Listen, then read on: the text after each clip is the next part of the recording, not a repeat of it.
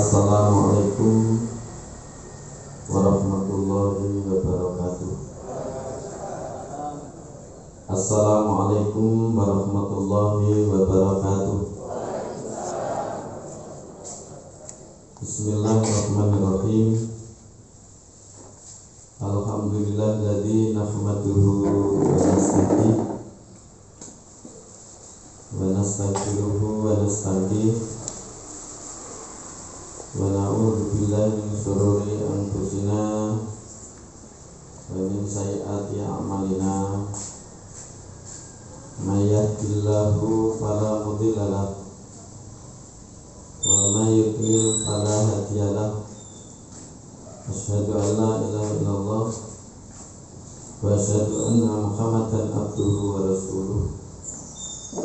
Allahumma sholli ala sayyidina Muhammad wa ala ali sayyidina Muhammad kama shallaita ala sayyidina Ibrahim wa ala ali sayyidina Ibrahim fil alamin innaka Hamidum Majid. Amma ba'du, la haula wa la quwwata illa billahil aliyyil azim. Qala ta'ala fil kitabil karim, a'udzu billahi minasy syaithanir rajim. Bismillahirrahmanirrahim. Wa ma hadhil hayatud dunya illa lahun wa na'ibun wa inna daral akhirata la hayawan law kanu ya'lamun. Para alim ulama, para kiai, para ustazah rahimakumullah, saya bersyukur, kita bersyukur seharusnya pada pagi ini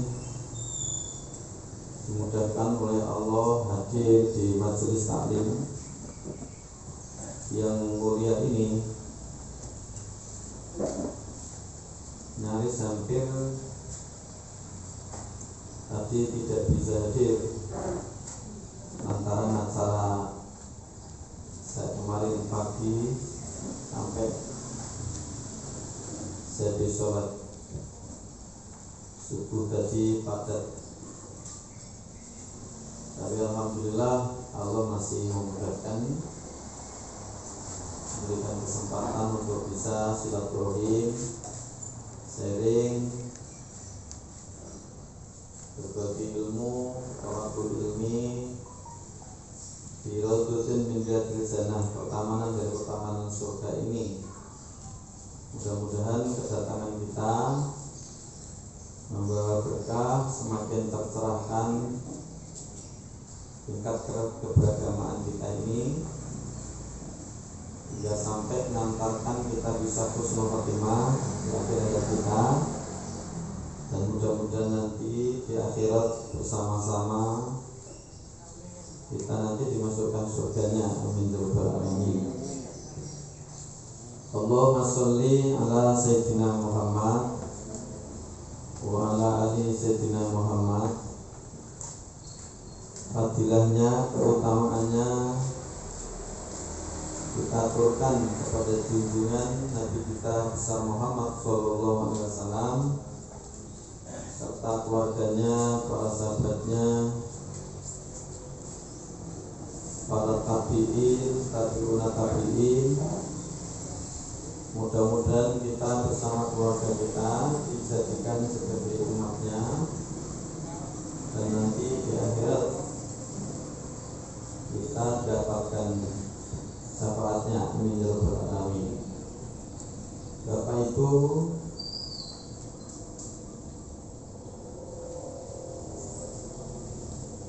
jamaah majelis taklim rahimakumullah, kajian kita pada pagi ini lanjutan dari apa yang sudah kita kaji pada pertemuan yang lalu, yaitu Qalbun Marid, kitab yang kita jadikan pijakan dasar kitab Sahih Bukhari, Sahih Muslim, hadis yang 1000 ke 1599 untuk Sahih Muslimnya, dan hadis yang 52 untuk Sahih Bukharinya.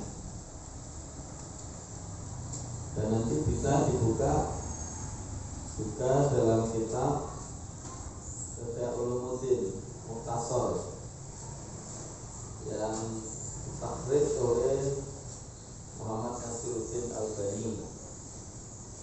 Ini kemarin sudah tak sampaikan, inilah kurang lebih kitabnya. Dan juga bisa dikaji kitab Madarijus Syaitan, Madarijus Syaitan Alal Insan, yang ditulis oleh Salahibus Toha Abdul Wahid. Pijakannya, hadis yang tak maksud itu ujung awalnya dimulai dari sanad panjang. Innal halala bayyinun wa innal harama bayyinun wa bainahuma mutasyabihatun. Terus ditutup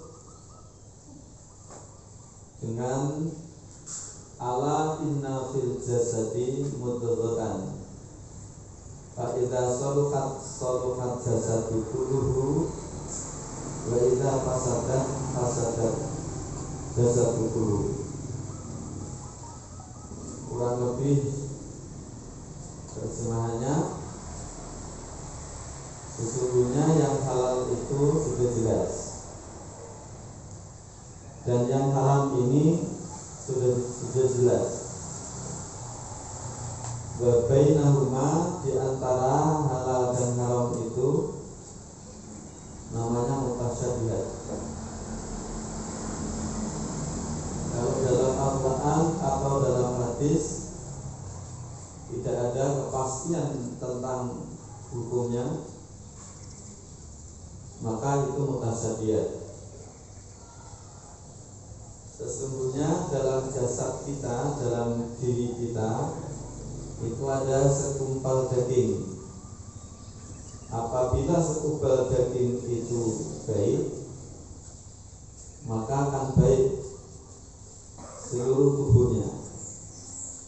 Dan apabila segumpal daging itu buruk, rusak, maka rusaklah seluruh tubuhnya.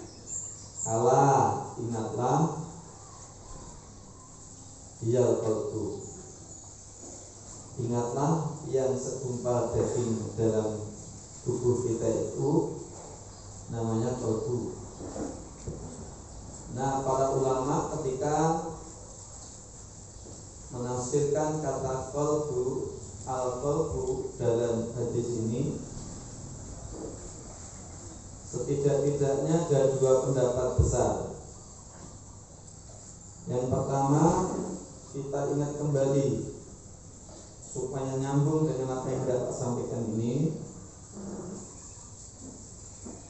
Qalbu dalam pengertian hadis ini, ada sebagian ulama yang berikan makna adalah jantung.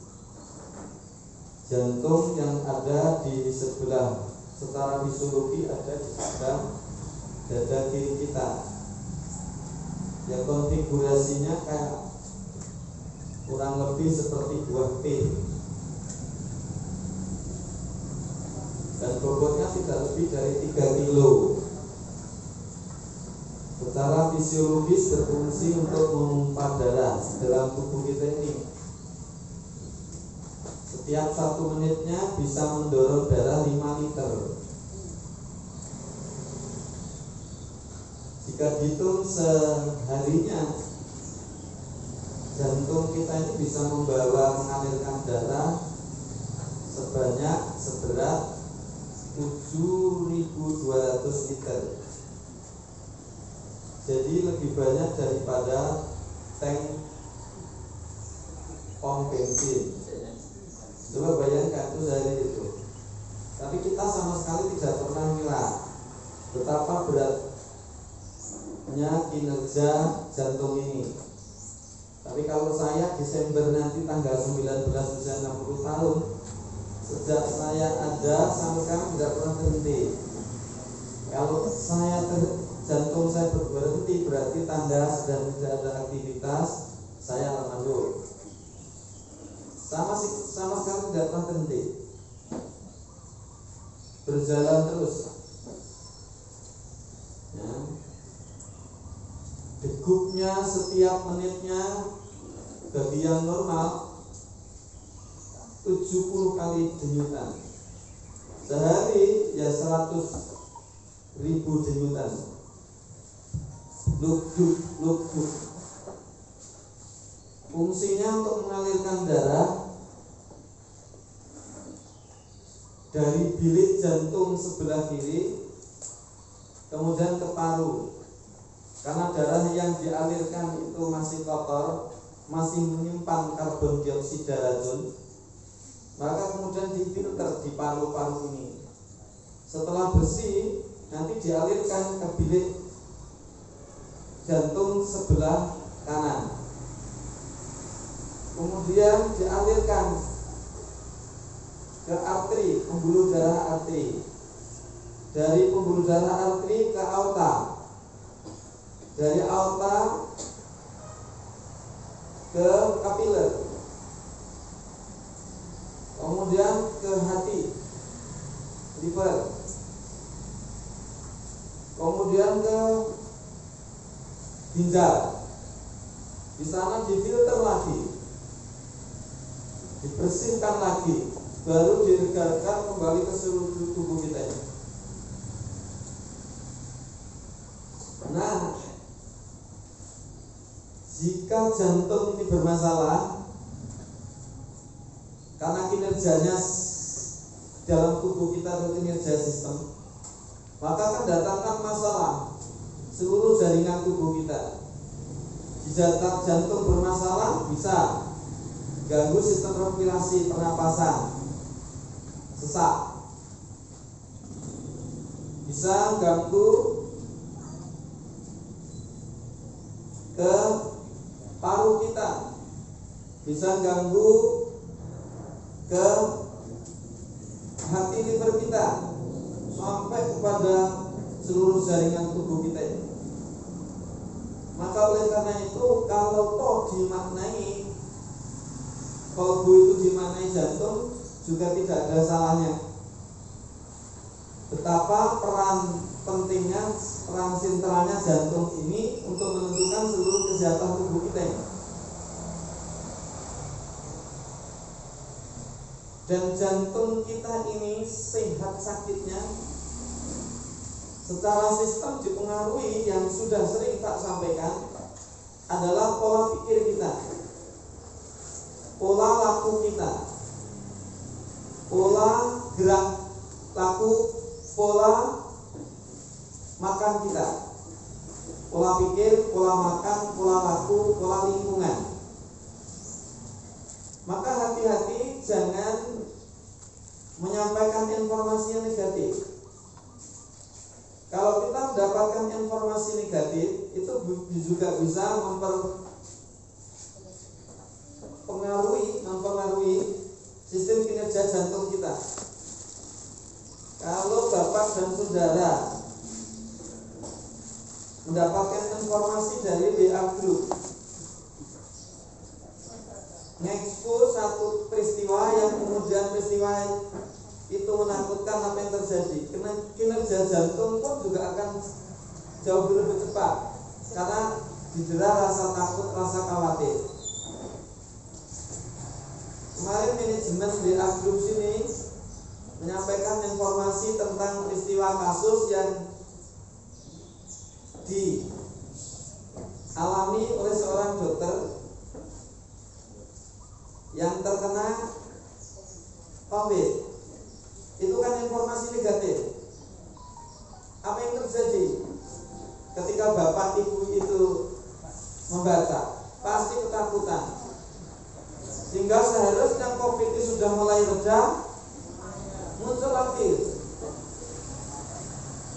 adanya COVID dan tidak, maaf sangat ditentukan oleh kita juga. Kalau kita mindset kita masih terbangun, itu masih ada, nggak pernah akan terhenti itu COVID. Percayalah.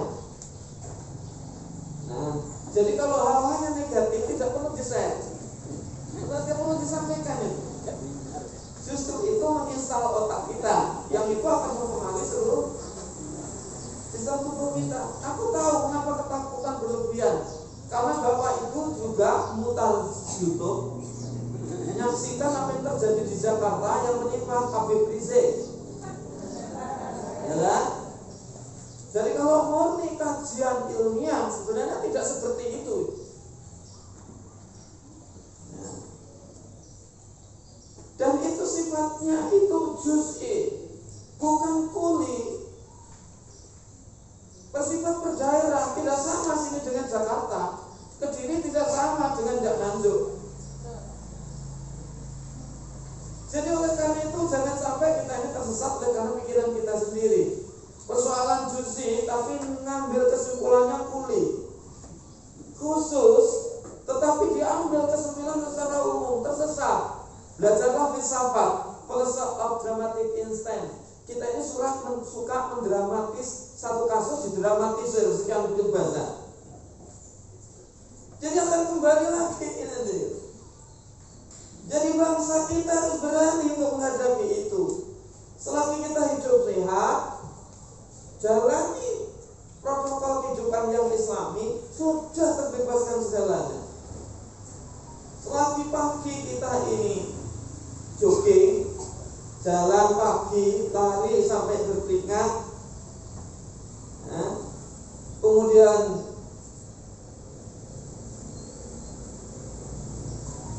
olahraga, senam, gerakan sekujur tubuh kita ini, mandi, kalau sudah tidak berkeringat, hilang keringatnya, mandi, kemudian sholat duha, sarapan pagi atau sarapan pagi dulu baru sholat duha. Tafadhol, silahkan. Relatif terserah, kondisional itu bagi Bapak Ibu yang dirahmati Allah. Insya Allah terbebas dari yang kayak begitu.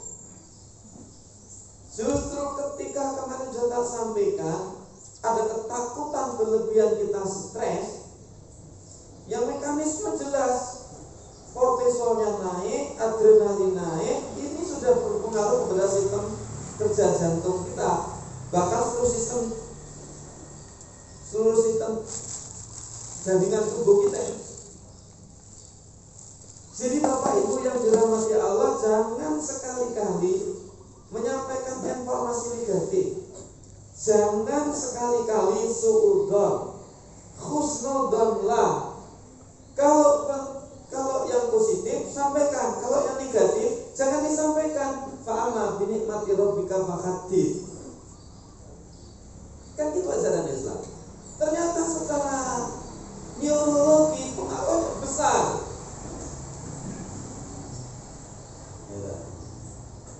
Jadi Bapak Ibu yang dirahmati Allah, sekali lagi itu pendapat yang pertama tentang al-qalbu.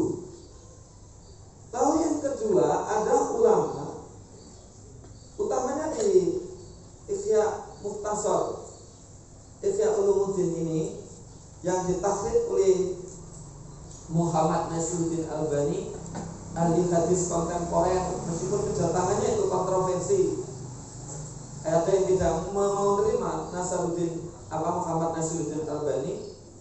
Kalau saya bisa terima itu Muhammad Nasiruddin Albani, selagi apa yang disampaikan itu sesuai dengan kaidah-kaidah usul sunnah, juga ada masalah bagi kita ini.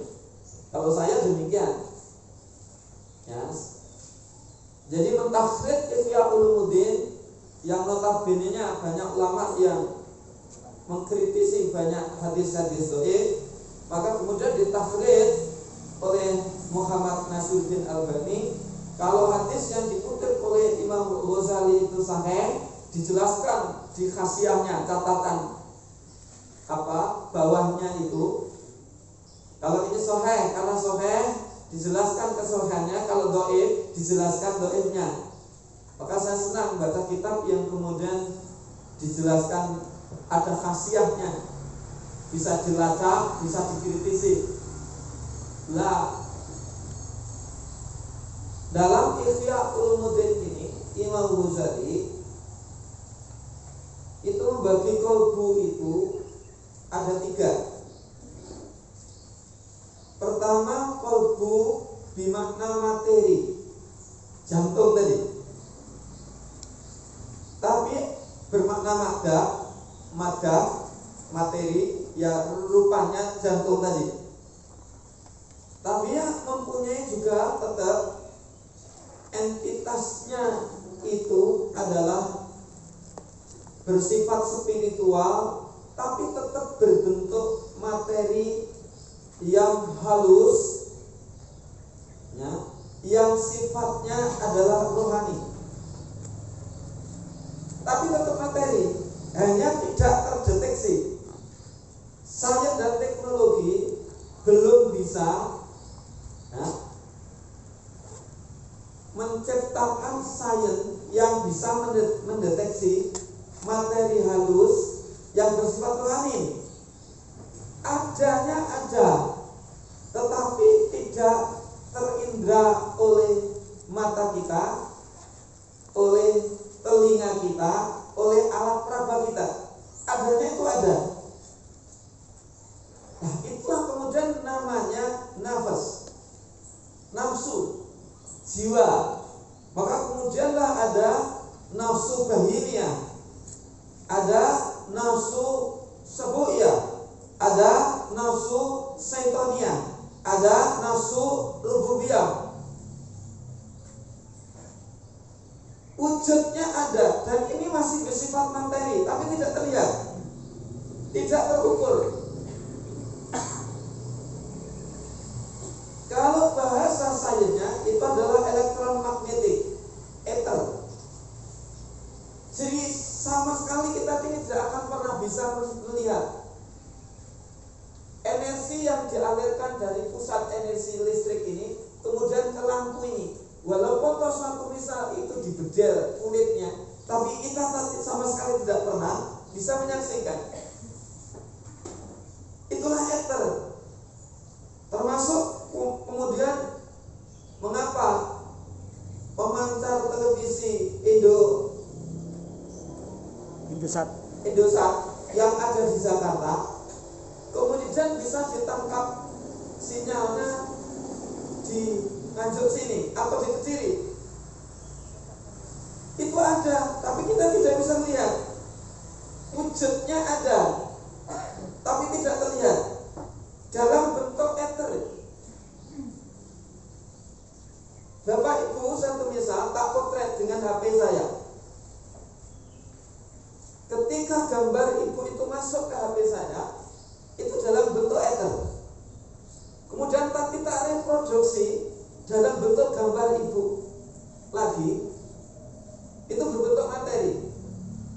Dari materi masuk ke HP dalam bentuk ether, kemudian dikeluarkan lagi itu dalam bentuk materi lagi. Dalam jasad kita ada komponen seperti itu, yang bentuknya itu nafsu. Justru yang sebenarnya menyebabkan kita bisa hidup itu. Kalau dalam Al-Quran ada kullu nafsin dha'iqatul maut, setiap yang berjiwa itu pasti mati. Itu yang sebenarnya nafsu itu, ya, nafsu ini akan tidak ada jika interaksinya antar sistem yang ada dalam tubuh kita ini sudah tidak jalan, matilah kita. Tapi ruh masih ada. Menurut Imam Ghazali, ruh itu ghairul madah, bukan materi. Karena bukan materi, dirinya tidak tunduk pada hukum tempat, tidak terikat pada tempat dan waktu. Itu percikan ruh Allah. Ya. Maka kalau satu misal ditanya dalam Al-Quran kan disampaikan, kalau umatku bertanya tentang ruh, kulli ruh min amri rabbi. Ruh itu urusan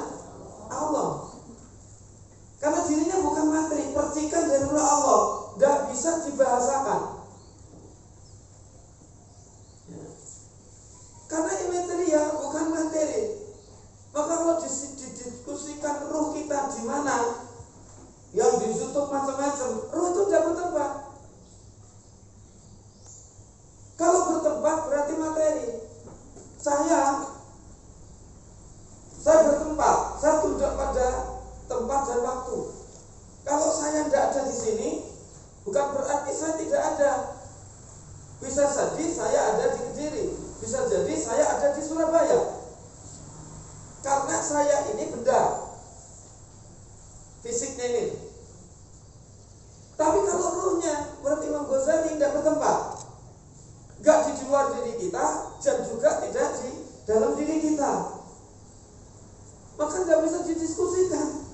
Sama dengan bahasa ketika Rasulullah itu Mi'raj, Rasulullah benar-benar menjumpai Allah, menyaksikan Allah, melihat Allah, menemui Allah.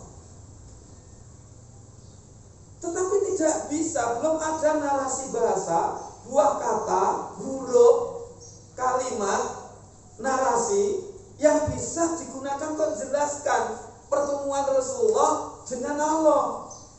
Karena Allah immaterial, Allah itu bukan materi, tapi benar-benar ketemu. Seperti anak kecil yang bahasanya amat sangat terbatas, belum bisa menguasai kosakata dalam hal tertentu.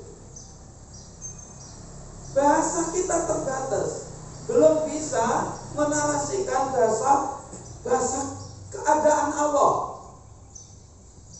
Maka kalau kita belajar tauhid, ending ujungnya diam, gak bisa berkata apa-apa. Karena kalau sudah ketemu sama Allah, gak bisa dikatakan. Kalau dikatakan itu zidik. Maka kalau la ilaha illallah, tauhidnya orang awam. Tidak ada Tuhan kecuali Allah. Kita masih menjadikan Allah dalam konsep, masih dalam pikiran kita. Antara pikiran saya dengan pikiran Bapak Ibu ketika dengar kata Allah, konsepnya berbeda-beda, bukan?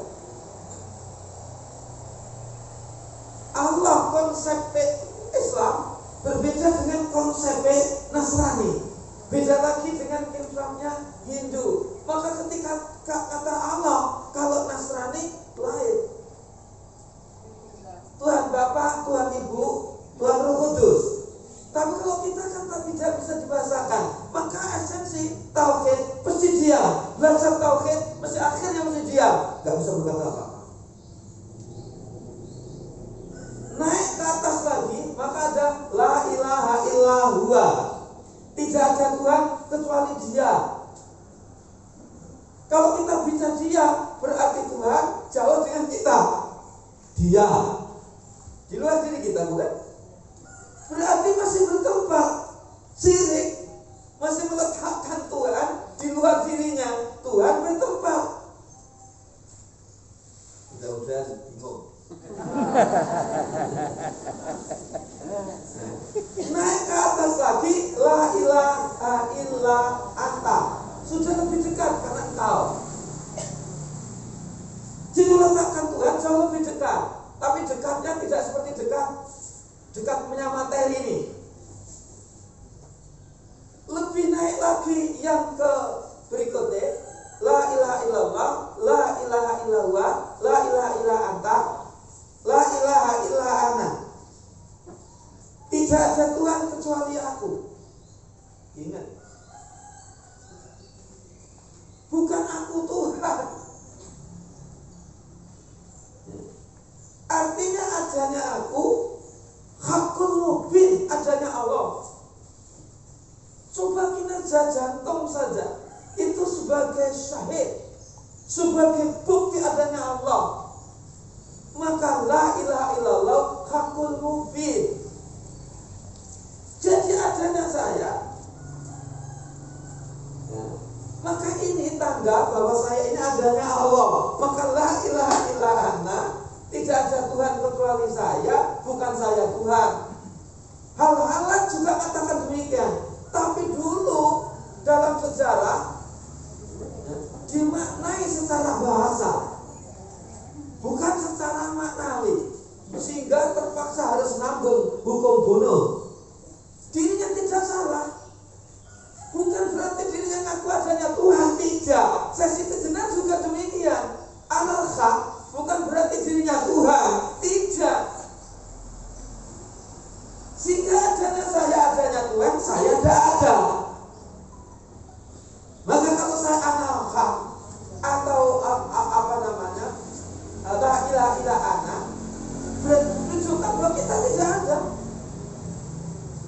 Soleh sudah tidak ada, lenyap sudah, tidak ada semuanya.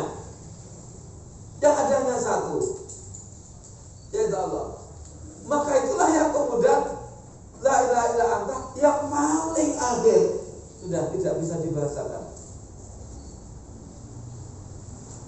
Allah sudah tidak bisa dibahasakan. Itulah makrifat tingkat tinggi. Maka tidak akan takut pada apapun, tidak akan takut pada siapapun. Benda yang ada ini semua tidak ada. Yang ada, yang gerakan, yang adakan Allah. Yang Allah itu adanya ada sebelum segalanya ada, dan tetap ada walaupun sebelumnya itu tidak ada. Dan adanya Allah belum ada satu kosakata yang bisa untuk menggambarkan. Kalau kita menyampaikan di Asmaul Husna sifatnya, sedangkan Allah dalam wujud kayak apa? Gak bisa. Kalau kita bisa Allah kayak begini, zindik kita ini kafir zindik, maka wujudnya dia sudah diam, gak bisa dibahasakan. Nah, jadi sekarang pertanyaannya, yang sakit yang mana? Yang sakit yang mana? Kalau ruh itu immaterial, dengan demikian kalau dimaksud dengan qalbul marid, yang sakit itu nafsunya, yang sakit itu jiwanya.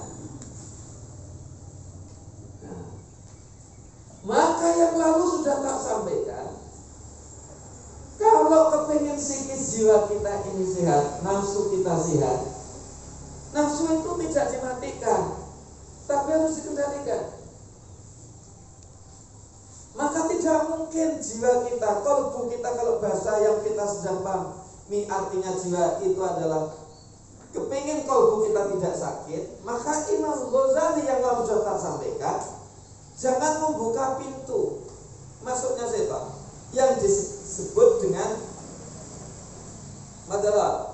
Dalam kitab ini disebut dengan madakhilus syaitan. Madakhil itu jamak taksir, menunjukkan bahwa pintunya setan itu banyak. Jangan dibuka. Kalau dibuka, ya sudah, hati kita akan terinfeksi oleh penyakit dan bisa jadi komplikasi. Maka dalam surat Al-Baqarah ayat 10, fi qulubihim maradun fazadahumullahu marada. Just dengan demikian dalam ayat Al-Quran ini yang dimaksud bukan ruh, tapi yang dimaksud itu adalah hati dalam pengertian nafas. Nah, jadi Bapak Ibu yang dirahmati Allah, tak ulang kembali untuk bisa match itu nyambung. Jadi kalau kepingin kalbu kita sehat, maka jangan dibuka pintu setan ini. Madkhal. Lah madkhal setan, kunci pintu masuk setan itu buahnya ada kasur ta'am, memperbanyak makan. Ya. Artinya kalau kita menyenangi sesuatu, selera terhadap sesuatu, jangan digenjot. Kalau sudah selera sate tiap hari sate terus, udah almarhum karena stroke sudah tidak bisa dikendalikan juga. Maka diantaranya adalah kasrul ta'am, perbanyak makan. Kalau bahasa Jermani, kalau kalian kepingin tahu tingkat diri Anda, tanyakan kepada apa yang kalian makan. Karena perilaku kita cerminan dari apa yang kita makan. Banyak makan sate kambing, bek terus, itu akan mempengaruhi emosi itu, juga akan mempengaruhi perilaku kita. Ya. Jadi oleh karena itulah kemudian hati-hati kalau kita kasrul ta'am. Maka kalau kepingin hati kita bersih, jiwa kita bersih, itu nafsu harus dikendalikan. nafsu bahimiyah, kalau bahasanya Imam Ghazali, nafsu suka makan, hanya makan, tidur, beristri, bersuami, makan, tidur, hanya itu toh. Kerja, makan, tidur, sama sekali tidak pernah dikendalikan. Ngikuti selera. Setiap bepergian mesti yang ditengok adalah warung. bukan warung, kuliner. Kanjo itu kira-kira kulinernya apa yang paling terkenal? Favoritnya apa? Selalu begitu. Karena apa yang mindset yang ada dikembangkan itu adalah kasrul ta'am. Maka kalau kita masuk ke dunia tasawuf, hal yang penting mesti harus diperhatikan adalah mengendalikan nafsu makan. Dengan banyak apa? Puasa.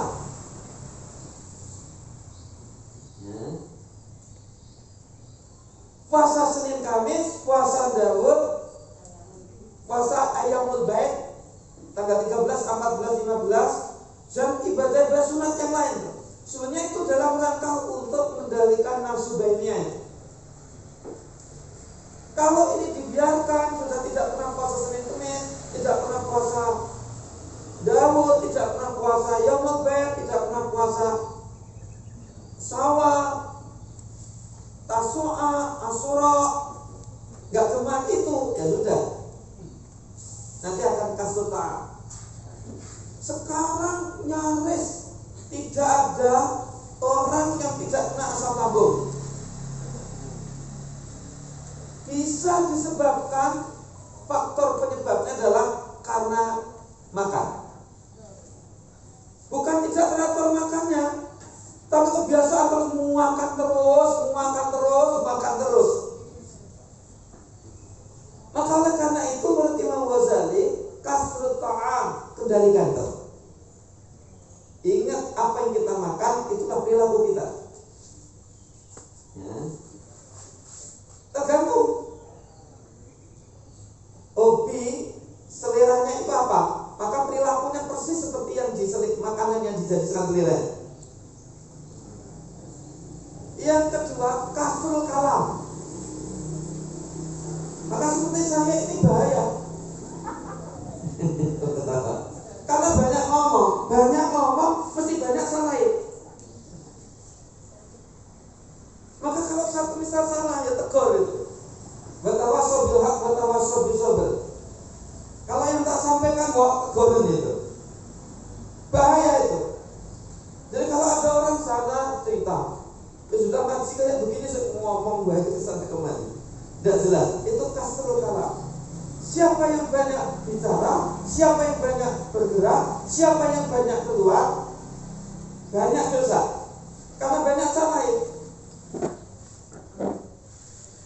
Maka puasa diam itu perlu. Nabi Zakaria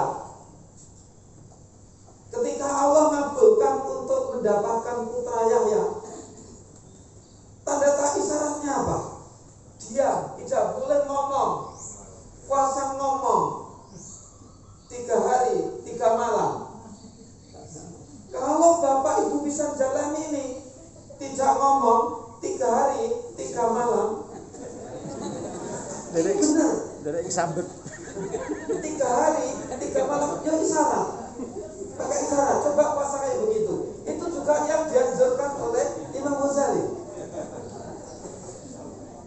Kurangi untuk biar tidak ngomong terus.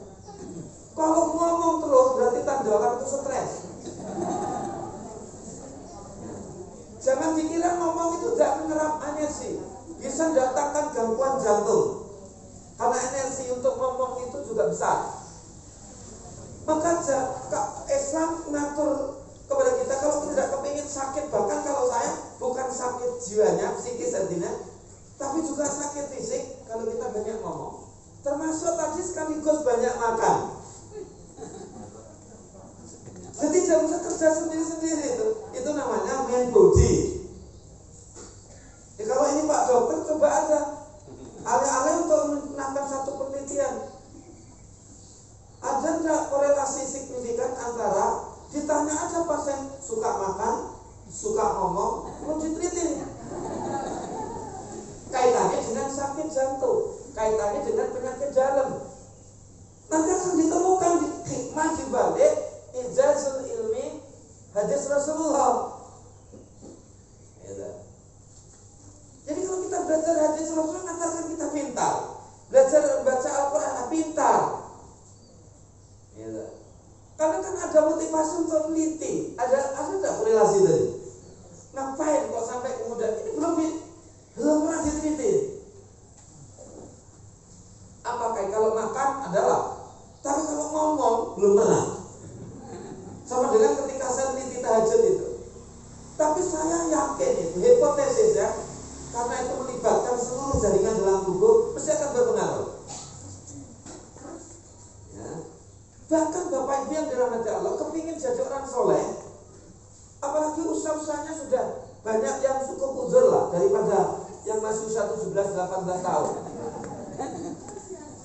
Kalau kepingin hatinya sehat, masing-masing kita harus punya mihrab. Apa mihrab? Tempat yang paling baik itu masjid. Kedua mihrab, yang ketiganya musola. Maka tidak ada nabi dan orang soleh yang tidak punya mihrab. Ruangan khusus yang tidak boleh siapapun masuk, sembarangan masuk, hanya dirinya sendiri. Ya. Jadi bapak-bapak ibu ini harus punya itu. Kamar tersendiri, dibangun dari yang halal, sajadahnya halal, bednya halal, semua yang ada halal. Dan ketika kita masuk, tidak ada kecuali kita harus suci. Istri tidak boleh masuk, anak tidak boleh masuk, siapa saja tidak boleh masuk. Itu namanya mihrab. Itu khusus tempat untuk beribadah. Selain masjid, mihrab. Bapak-bapak ini nanti sepulang dari sini, Bu, aku kok kita gambarku. Lah ini benar ini. Kalau kepengen sehat jiwa ragani, tak jamin, insya Allah. Rasulullah ketika di Makkah, Asrul Makkah, jelas kurang lebih ada 500 meter dari rumahnya kan itu, ada Baitullah. Rasulullah punya mihrab tersendiri yang Fatimah, Sayyidah Fatimah, putrinya, tidak boleh masuk. Istrinya tidak boleh masuk, khusus untuk Rasulullah sendiri. Padahal ada Baitullah. Jadi, walaupun di sini ada masjid, ada dasarnya juga, ngikuti sunnah Rasul juga. Kalau satu saat di sini rumah, udah disekat tersendiri untuk aku sendiri. Ingat apa? Semedi. Tahadus namanya. Khalwat namanya. Orang-orang soleh seperti itu mesti punya itu. Ya. Kemudian Bapak Ibu yang dirahmati Allah, kita ingat Dewi Maria, putri yang suci. Itu kan Hana itu ibunya Dewi Maria, namanya kan Hana, orang yang ahli ibadah. Nah, istri Imran di keluarga orang-orang saleh. Sekian lama sampai sudah cukup tua enggak punya anak, maka punya nazar. Kalau aku punya anak putra saya tak abdikan untuk Baitul Maqdis, untuk merawat, untuk ngurus, dan hanya ibadah untuk Baitul Maqdis.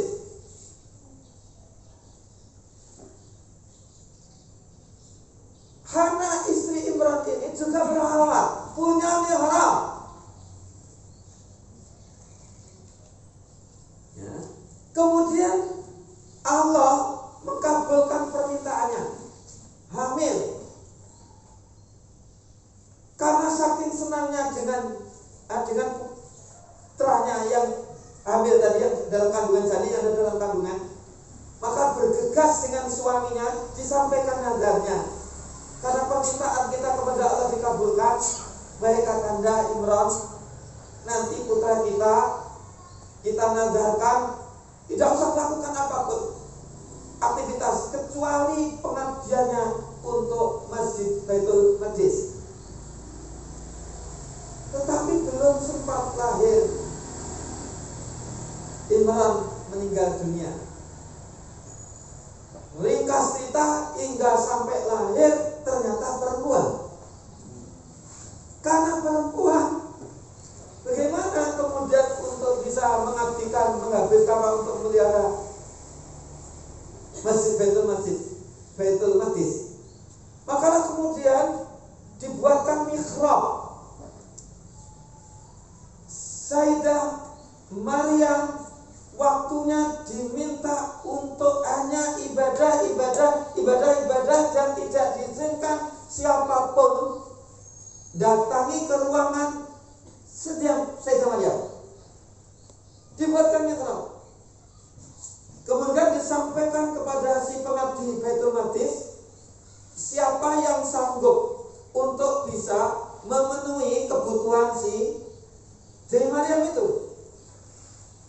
Ringkas cerita diundi, yang dapat adalah Nabi Zakaria, dan itu masih pamannya, dan lebih selamat kalau itu yang ngurus pamannya. Kalau butuh air, Nabi Zakaria yang butuhkan, yang memenuhi. Butuh makan, jadi tugas itu diperankan oleh Nabi Zakaria. Nah, pada satu ketika sedang hendak membawa makanan, begitu pintu dibuka, tidak masuk itu. Pintu dibuka, sudah tersedia segala makanan. Terkejutlah Nabi Zakaria, padahal tidak ada orang pun yang bisa masuk ke mihrab itu, dan tidak diizinkan karena letaknya mihrab itu di atas, dan terkunci, dan kunci yang bawa itu Nabi Zakaria. Apa kata Sayyidah Maryam? Bahwa wallahu yarzuqu man yasha, innallaha yarzuqu man yasha. Sungguhnya Allah itu memberikan rezeki kepada siapa yang dikehendaki. Keajaiban datang. Dari situlah kemudian Nabi Zakaria bergegas.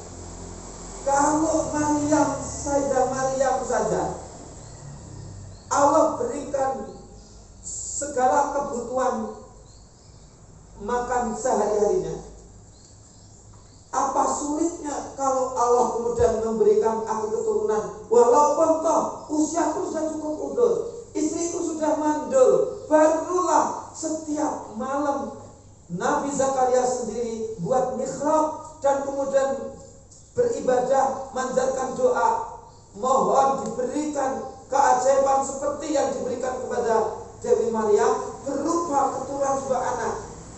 Kemudian lahirlah Yahya. Melalui apa? Mihrab. Dan kita tidak, ruangan kita dicak-cak orang gak jelas. Orang yang haram ya datang, yang halal ya datang.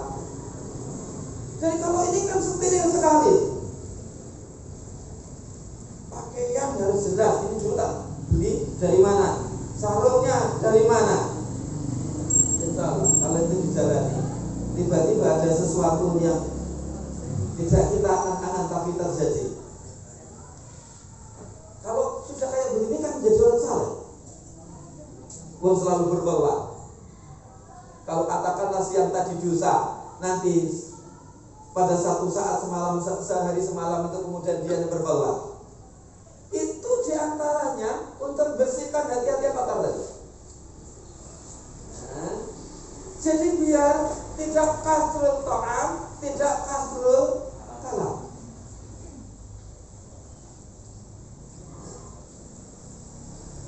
Tapi ini jalani dong. Jangan sampai seperti Himar yang menarik segerobak kitab selamanya tetap jadi Himar, nggak pernah berubah. Selama Bapak Ibu jamaah ini sudah seberapa tahun kajian di sini, ada perubahan apa? Ngefek tidak? Dalam segala, dalam kesehatannya, dalam rumah tangganya, dalam ekonominya.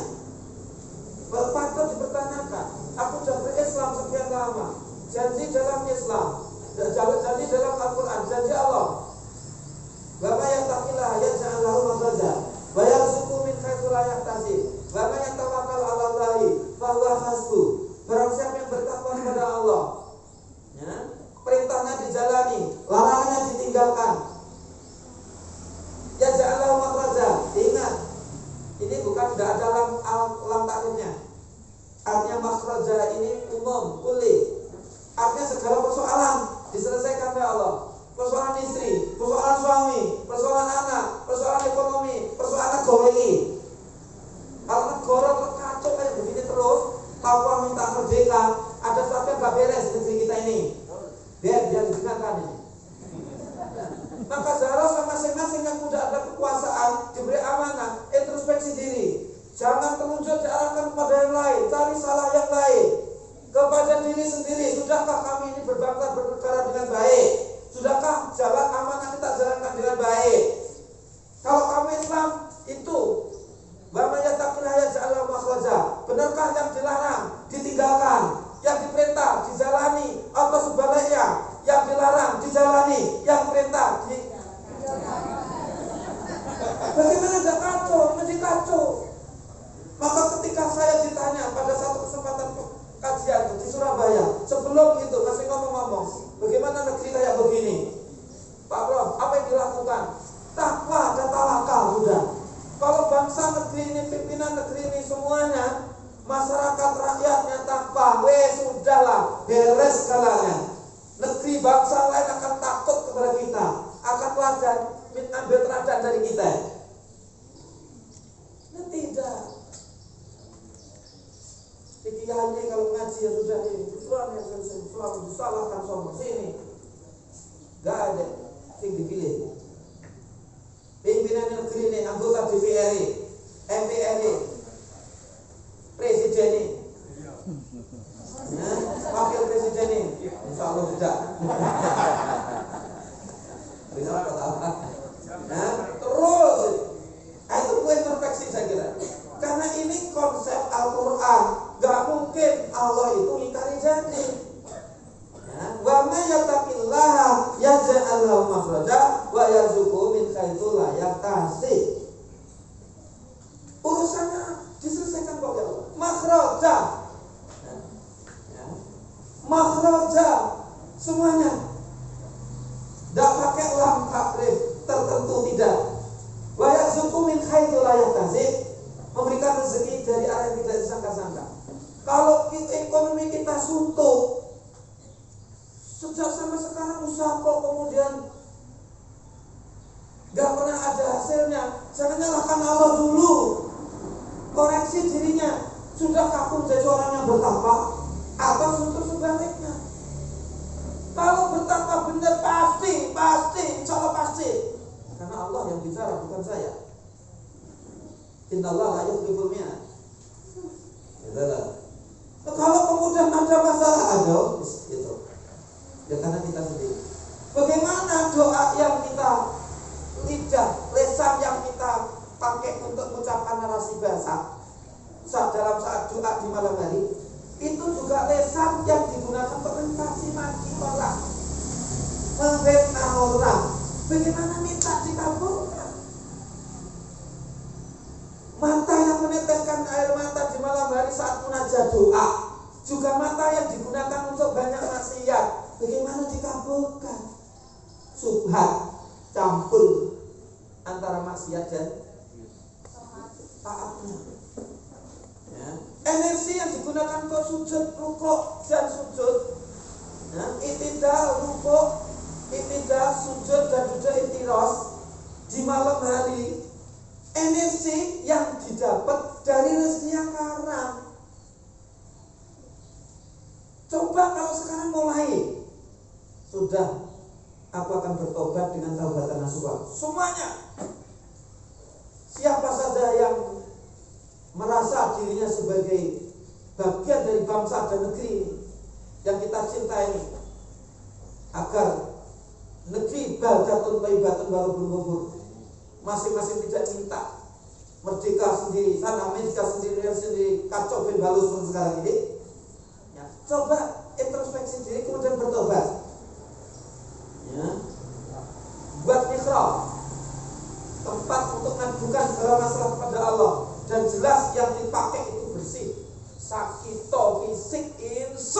sembuh.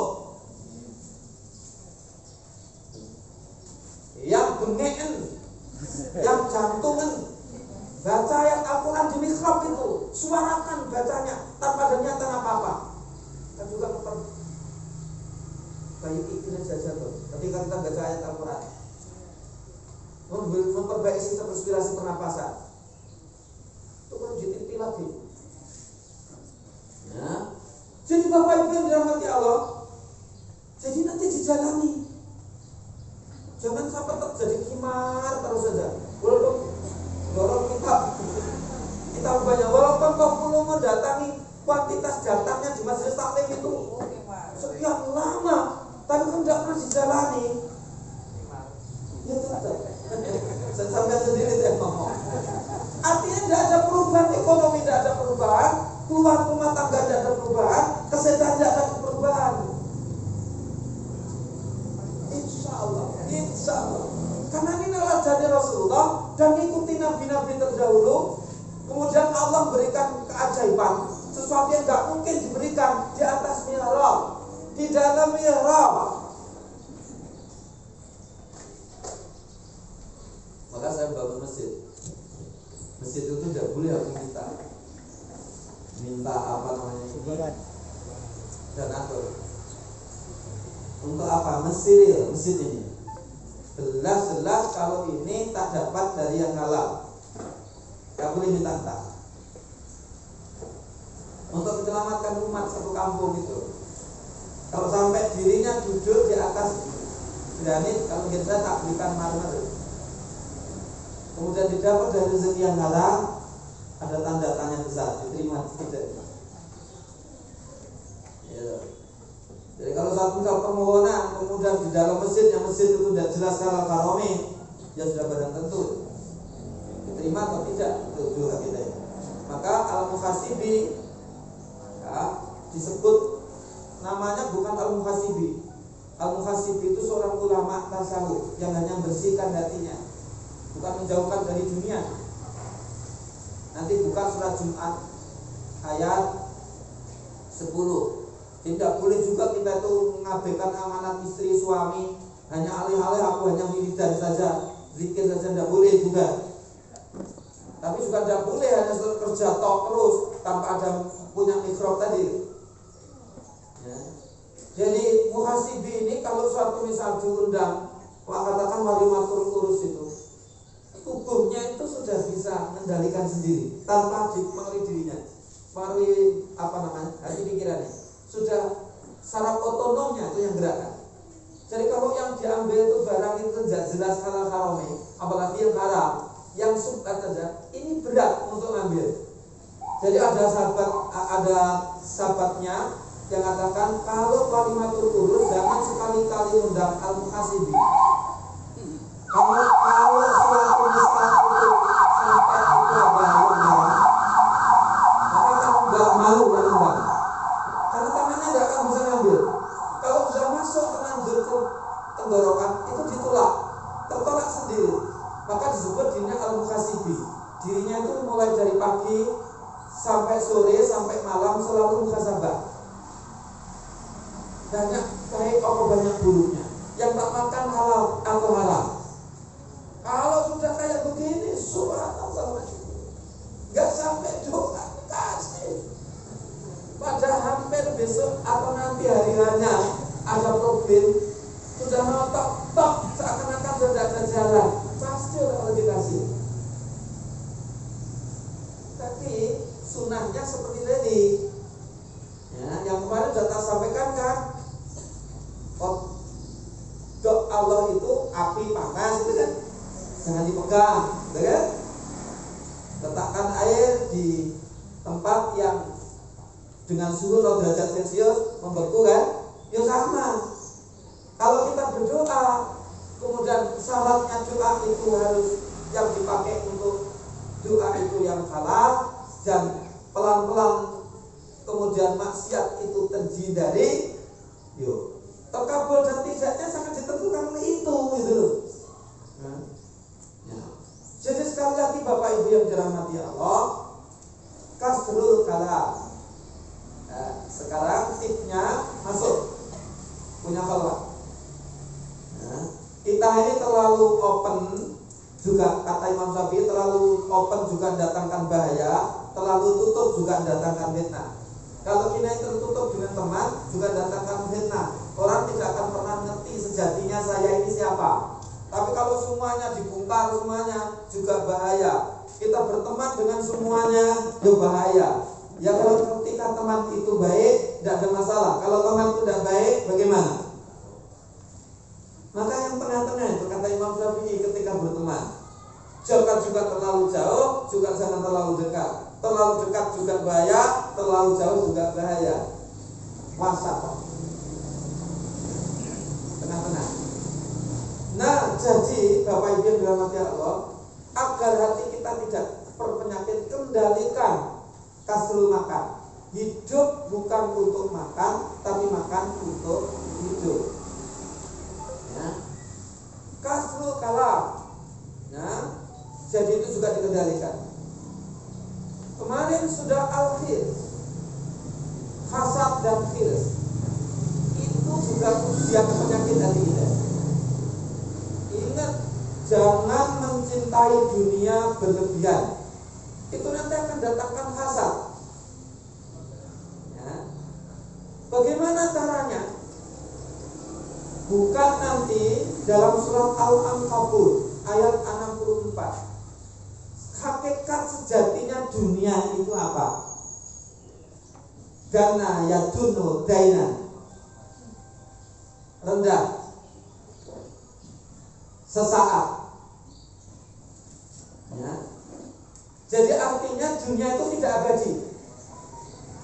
Ya. Dunia ini rendah, dunia ini lemah, dunia ini hina. Bahkan ada hadis yang meriwayatkan pada satu ketika Rasulullah bersama sahabat di pinggiran pasar, kita ada bangkai cempe. Ini aja perung, telinganya sudah terpotong. Itu sudah bangkai. Kemudian diambil Rasulullah, siapa yang mau beli ini? Siapa yang mau beli ini? Aneh kan? Hadis ini sampai sahabatku sekalian, semuanya siapa yang mau beli ini? Ya Rasulullah, bukankah itu bangkai? Jangankan kau suruh beli, diberikan aja aku sudah tidak mau. Inilah dunia.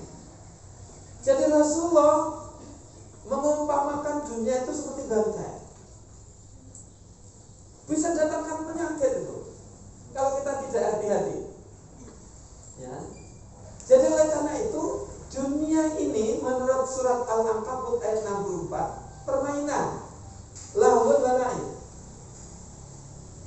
Wa ma hadhil hayatud dunya, wa ma hadhil hayatud dunya illa lahul wa la'ib. Tidak ada dunia ini kecuali lahul wa la'ib, sedang gurau dan permainan semata. Tidak lebih dari itu. Inna daral akhirata lawal hayawan. Sejujurnya sesungguhnya kehidupan yang hakiki itu layal hayawan. Kehidupan yang hakiki itu adalah akhirat. Laukanu ya'lam. Tapi tidak sedikit. Seandainya kami itu tahu, tapi sedikit yang tahu itu. Maka kemudian hati-hati ketika kita ini sudah terjadi cinta kepada dunia.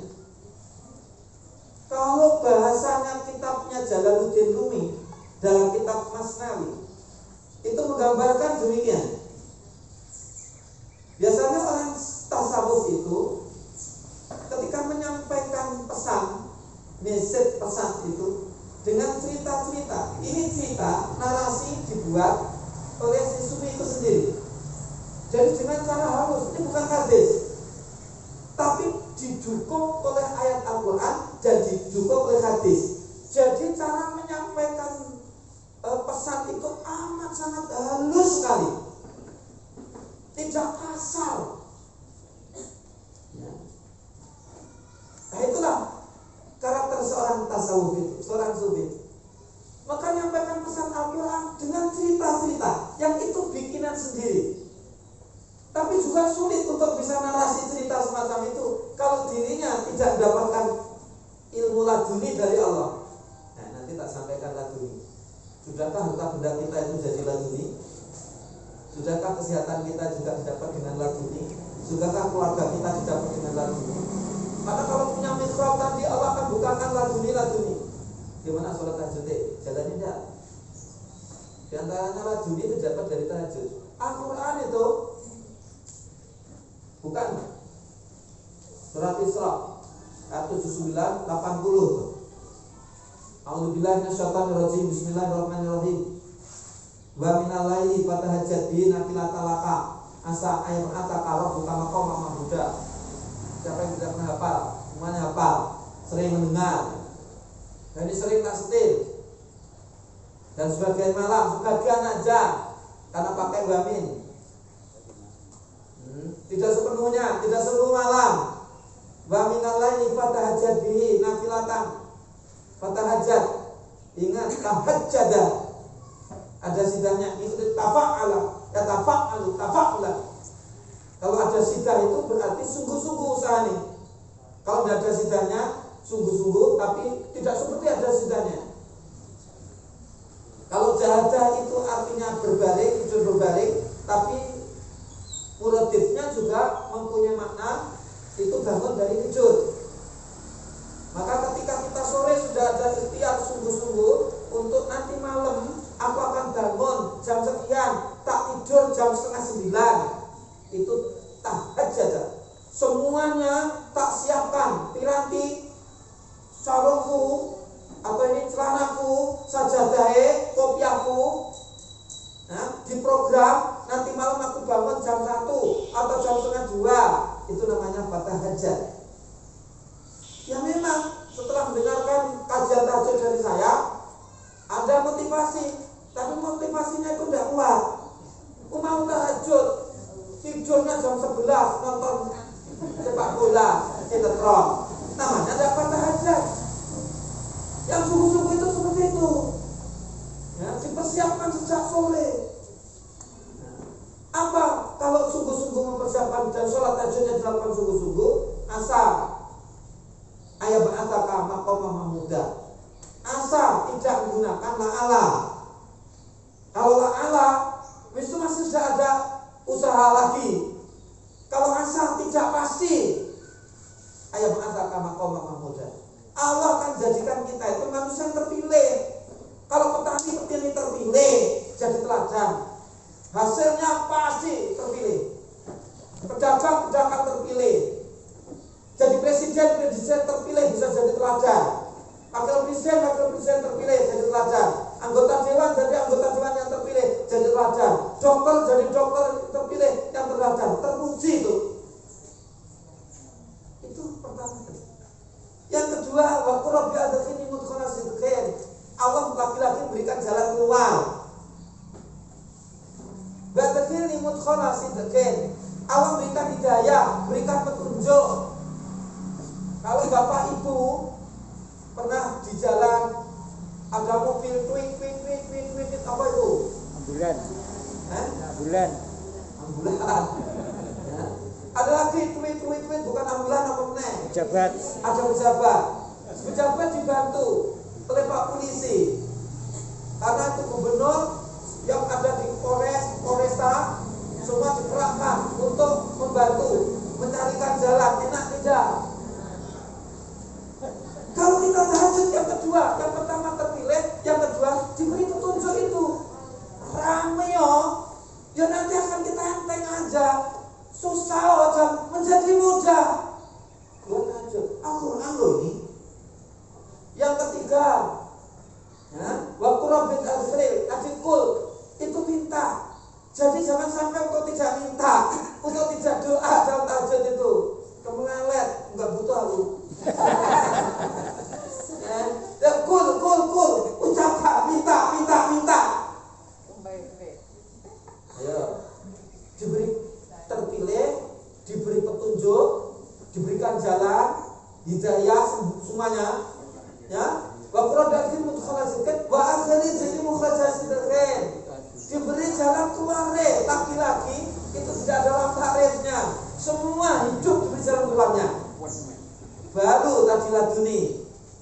Ya, waja'alni min ladunka sultanan nasira. Yang keempat, ya Allah kirimkan dari sisimu kekuatan yang bisa membantu nolong untuk menyelesaikan urusanku. Jadi yang backup bukan malaikat, Allah turun sendiri menjadi penolong kita, tidak lihat malaikat. Itu namanya laduni. Ya. Tidak sampai usaha repot-repot. Sudahkah ekonomi kita itu adalah laduni yang spektakuler dengan sekian tahun itu tidak umum, tidak lazimnya. Kok bisa beli rumah sekian banyak, kok bisa dapat tanah sekian banyak, yang itu tidak memenuhi akal. Tidak jual narkoba itu, tapi tidak dapat dari yang halal, jelas halal, tapi bisa numpuk tanpa ada maksud untuk numpuk. Laduni itu namanya. Sudah belum? Ilmu laduni tanpa repot-repot menghafal. Begitu ada persoalan langsung dirinya bisa menyelesaikan. Ini Pak Dokter, kalau dokternya laduni langsung saja. Hatinya rasanya kok sulit, itu sudah bisa sulit. Oh, insya Allah walaupun dokter sudah angkat tangan, angkat kaki, kalau bisa masih bisa. Laduni itu, kalau dokternya tahajud, sudah nggak ada tuh. Dan sekarang loh, tahajud sudah berapa kali sih? Terus apa yang berubah itu? Mengapa tidak berubah? Maka di sini perlu itu dadakan tahajud yang bisa berubah tadi. Kalau tidak mau datangin saya. Ya. Jadi Bapak Saudara itu yang namanya laduni. Ya. Kembali tadi. Jadi dunia ini hanya permainan. Jangan sepanang itu. Maka para nabi dan rasul itu kalau pesan dunia udah habis, nggak jadi masuk ke pikiran itu. Ya. Lantas apa? Si Jalaluddin Rumi tadi. Jadi Jalaluddin Rumi tadi dia tuh menyampaikan pesan dengan cerita, dengan narasi dari buah pikiran sendiri. Dia menceritakan ada seorang yang lagi sedang menghadap raja, datang dari kota jauh. Maka kemudian karena mau menghadap raja, dirinya mesti harus ganti pakaian yang baik karena mau menghadap raja, kata Jalaluddin Rumi. Ya. Maka modelnya pun juga harus yang baik, yang bagus. Maka pasti cari penjahit yang piawai, yang bisa membuat model yang sama sekali belum pernah model itu dibuat. Berangkatlah sambil membawa kain segulung kain, melewati sebuah kota dan tanya kepada penduduk kota, adakah di kampung sini ini ada penjahit yang bisa membuat baju yang amat sangat baru, modelnya belum pernah dipakai yang lain. Si penduduk kota itu menyampaikan, ada, tapi tak ingatkan, hati-hati. Dia memang piawai dan baik, bagus, bisa membuat model baju apa saja. Tapi hati-hati, jangan kalian jahitkan ke situ kan. Karena dia itu penipu ulung dan pendusta, pembohong, hati-hati. Tapi si musafir tadi tidak peduli. Apa yang aku ini peduli dengan apa yang kalian katakan? Yang penting sekarang tunjukkan mana kira-kira tempatnya. Akhirnya ditunjukkan alamat dan tempatnya hingga sampai ke dalam rumah. Ditanya apa maksudnya, bahwa ternyata dirinya tadi menyaksikan si penjahit tadi belum sampai masuk ke rumah,